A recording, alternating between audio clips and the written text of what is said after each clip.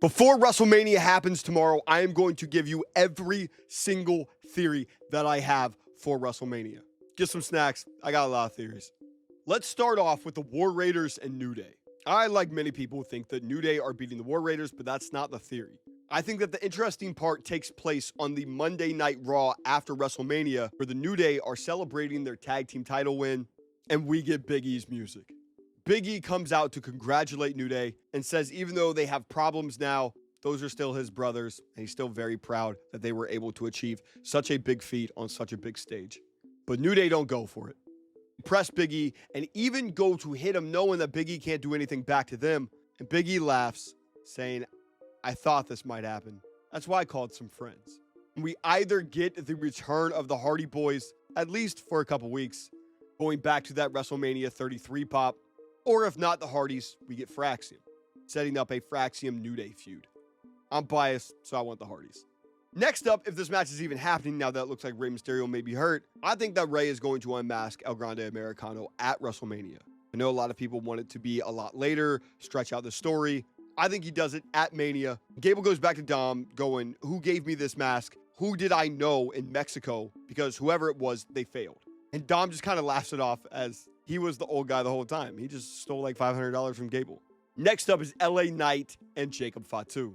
I kind of don't know how much I even believe this theory now, but my original thought was that LA Knight defeats Jacob Fatu because Solo Sikoa accidentally cost Jacob, pissing Jacob off and having Jacob tell Solo that he needs to get the job done against Randy on night 2 for the family. Solo would obviously fail at doing so, getting Tama Tonga punted in the process, leading to a Jacob versus Solo feud. Now it's feeling like Randy Orton's opponent is going to be this mystery thing, so I don't think that that's going to happen. Jacob's probably just going to win the title. And my last theory of night 1 is the most important one of this video. Seth Rollins, Roman Reigns, CM Punk. I think that we are going to see a massive point in this match where Roman and Punk are only paying attention to each other, beating the hell out of each other, and Seth realizes how he can win. And that is to go over to Paul and threaten to curb stop him on the steps. Roman and Punk, once again, not paying attention, because they care way more about this match. They care way more about WrestleMania than they do Paul. Seth says for Paul to call in the favor that they've talked about. So Heyman decides to do it. He says, call, and we go back over to Roman and Punk wrestling. We don't know who Paul called, but then Drew comes out. And Seth is confused. Paul is confused. Paul telling Seth, that's not who I called. Seth pissed off, telling Drew to get out of the way. Drew pushes Seth out of the way. Claymore's Punk, Claymore's Roman, and Seth gets the win. Seth is very confused, but he'll take the WrestleMania victory. Night 2, I believe that Io Sky is going to retain her championship, pinning Rhea, because I don't think that Bianca's going to get pinned. But the theory actually comes on the Monday Night Raw after WrestleMania, where we see Asuka attack Io Sky. Io's entire story has been that she has been underestimated. She wants somebody that's going to pay attention to her, that's going to know her, that's going to challenge her. Nobody better than Asuka.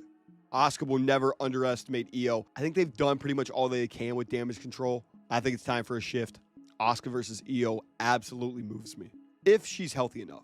You could even possibly do this with a Kairi Sane if she's healthy. You could replace this with Dakota Kai. I even think the idea of moving Julia all the way up and having her go immediately into a world title feud with Io could be generational.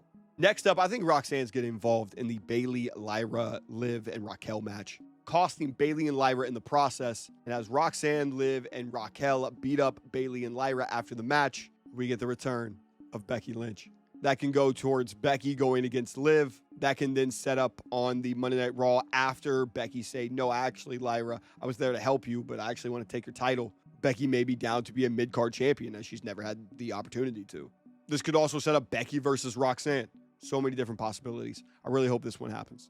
Second to last, the Fatal 4-Way. Yes, I got Dom winning. I think Braun spears the hell out of Penta, or I think that Penta does some sick-ass Canadian Destroyer off something crazy, takes himself out. Liv low blows Finn. As Braun got up, he spears Liv Morgan, which infuriates Dom, and Dom gets the pin on Braun. And I even think that if you want to cause dissension going forward for the next couple months, you could have Dom kind of get really obsessed with that IC title. Maybe more obsessed than he is with Liv. That causes jealousy for Liv, either leading to a breakup or leading to Liv and Raquel plotting to get Dom to lose the title. That's like months and months away. And the last theory is with Drew and Damian. This is where Drew's involvement in WrestleMania Night 1 main event makes sense, as The Rock helps Drew to defeat Damian Priest. I think that this is all going to lead to like a Team Corporate versus Team WWE like War Games match. Maybe that's when Cena then becomes babyface. Damian can be one of those people in Team WWE. For what it's worth, I have John Cena defeating Cody Rhodes, but I don't have too many theories on that. Also, these theories are very much out there. I do not expect to get any of them right. I'll be happy with one of them. But let me know, comment below some theories that you guys have on this WrestleMania.